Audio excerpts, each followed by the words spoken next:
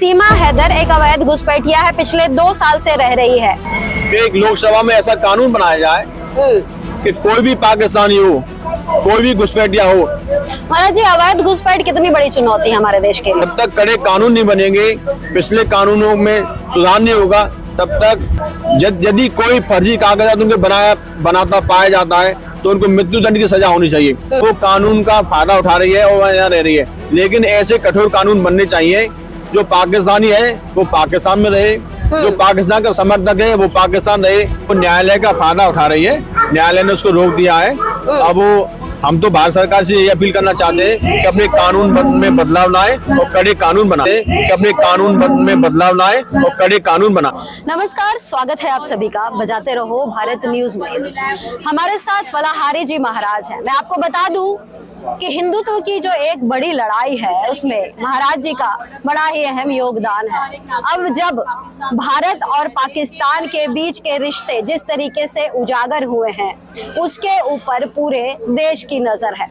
इस पर बात करते हैं। महाराज जी, क्या कहेंगे? आज हमने सुना आपने हवन किया है, तो उससे क्या संदेश देना आप चाह रहे हैं? देखिए, सेना का मनोबल बढ़ाने के लिए, सेना को शक्ति प्रदान करने के लिए हमने यहाँ हवन किया है, महायज्ञ किया है। हमारे ठाकुर जी के चरणों में यही प्रार्थना है कि हमारे सेना को इतना शक्ति और बल प्रदान करें कि जिस प्रकार हमारे पर्यटकों की हत्या की आतंकवादियों ने, हमारी बहन बेटियों का सिंदूर उजाड़ा है, उसी प्रकार हमारी भारतीय सेना मोदी जी के नेतृत्व में ऐसी कार्रवाई करे कि कोई भी आतंकवादी बचना नहीं चाहिए। पाकिस्तान में जितने भी आतंकवादी शिविर हैं उन सबको नष्ट कर देना चाहिए, और जो भी वहाँ कट्टरपंथी है जो चाहते हैं कि हमारे भारत को नुकसान पहुंचे, ऐसी सोच रखने वालों को सफाया कर देना चाहिए। और भारतीय सेना को उन शिविरों में जाकर उन आतंकवादियों को नष्ट करके एक ऐसी सरकार का वहाँ गठन करना चाहिए जो शांति कायम रख सके। जब कट्टरपंथियों की बात होती है तो ऐसे कट्टरपंथी केवल पाकिस्तान में नहीं, भारत में भी हैं।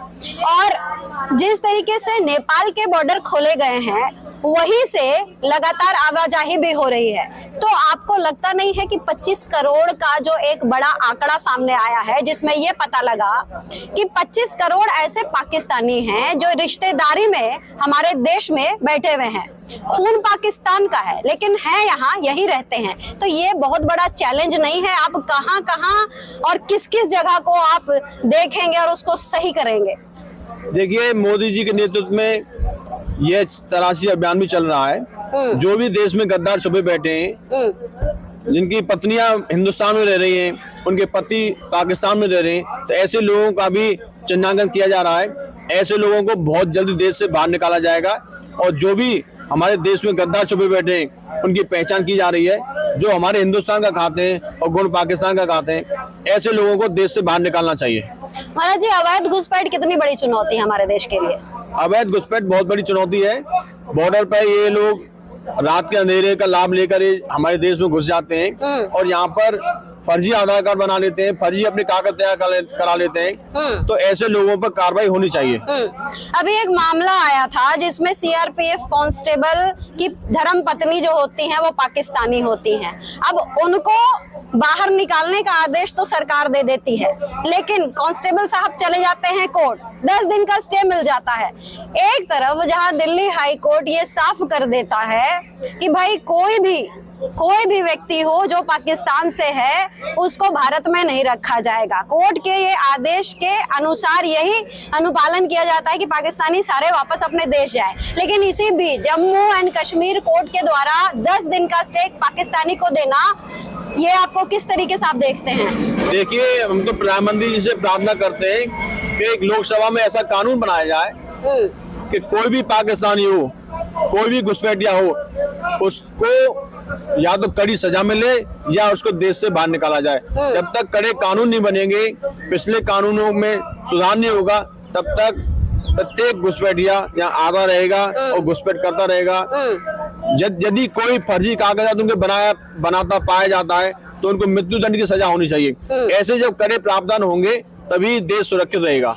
महाराज जी, जिस तरीके से ये वाला केस आया, वैसे ही 5 ऐसी पाकिस्तानी महिलाएं हैं जो कोर्ट के ही आधार पर अभी यहाँ पर ही हैं, लेकिन उसमें एक केस है अवैध घुसपैठिया का जिसका नाम है सीमा हैदर। सीमा हैदर एक अवैध घुसपैठिया है, पिछले 2 साल से रह रही है और खुद को कहती है कि मैं अब सनातनी हो गई हूँ।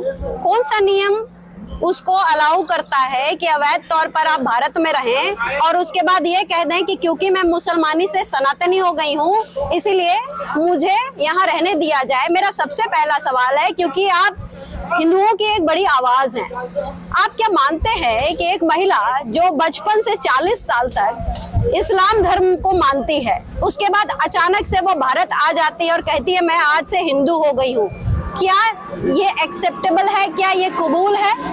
देखिए, ये लचीले कानून की वजह से वो यहाँ रह रही है। उसने धर्म बदलकर यहाँ हिंदू से शादी की है तो वो कानून का फायदा उठा रही है और यहाँ रह रही है। लेकिन ऐसे कठोर कानून बनने चाहिए, जो पाकिस्तानी है वो पाकिस्तान में रहे, जो पाकिस्तान का समर्थक है वो पाकिस्तान रहे। यहाँ तो वही व्यक्ति रहना चाहिए जो भारत माता की जय बोल सके, वंदे मातरम बोल सके, जिसके देश में हिंदुस्तान के लिए प्रेम हो। भारत माता की जय वो भी बोल रही है। अब वो लचीले कानून की वजह से ही यहाँ रह रही है। उसने हिंदू धर्म बदल कर हमारे हिंदू भाई से शादी की है, उस वजह से वो यहाँ रह रही है। सरकार ने अपनी तरफ से आदेश दिया, 48 घंटे का वक्त दिया, सब लोग चले जाते हैं, ये रह रही है। इसका कहना है कि इसके जो वकील साहब हैं वो कोर्ट का जो है उस कोर्ट की मदद की वजह से यहाँ पर है। तो सरकार तो कह रही है जाए, कोर्ट रोक रही है। ऐसे लोगों के लिए आप क्या कहेंगे जो इस तरह के अवैध घुसपैठियों का समर्थन देते हैं और कोर्ट चले जाते हैं? वो न्यायालय का फायदा उठा रही है, न्यायालय ने उसको रोक दिया है। अब वो हम तो भारत सरकार से ये अपील करना चाहते हैं कि अपने कानून में बदलाव लाए और कड़े कानून बनाए। क्या विरोध करना चाहिए हिंदुओं को? अब हम तो यही चाहते हैं, हम जो लोग पाकिस्तान के हैं वास्तव में पाकिस्तान जाने चाहिए। वो पाकिस्तानी है, पूरा देश जानता है, उसको पाकिस्तान चले जाना चाहिए, लेकिन वो कोर्ट का सहारा लेके रुकी हुई है। चलिए, बहुत बहुत धन्यवाद।